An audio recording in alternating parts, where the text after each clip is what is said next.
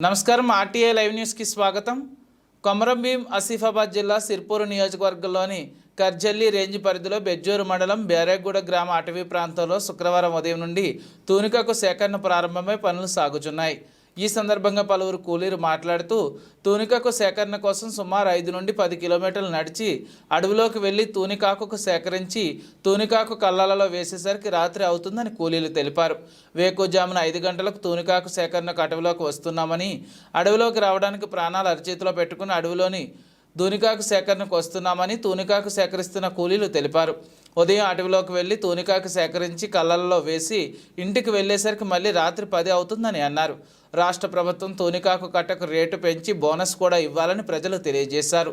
తూనికాకు సేకరణలో ఇబ్బందులు ఉన్న నేపథ్యంలో తూనికాకు సేకరణ కూలీల కష్టసుఖాల వివరాలను RTI live news channel Komaram Bheem జిల్లా రిపోర్టర్ లింగయ్య తెలుసుకున్నారు.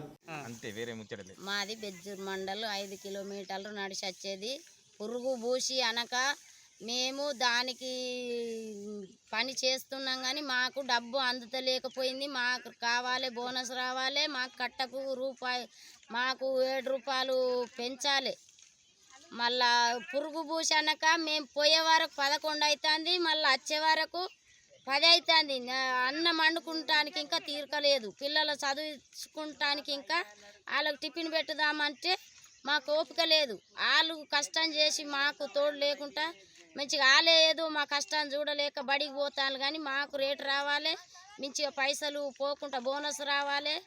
మాకు ఎప్పుడైనా కానీ బోనస్ వస్తలేదు, మంచిగా పైసలు రావాలి. మా పేరు గౌరు, బెజ్జూర్ మండల్, బారెగూడ, కంబాల గౌరు.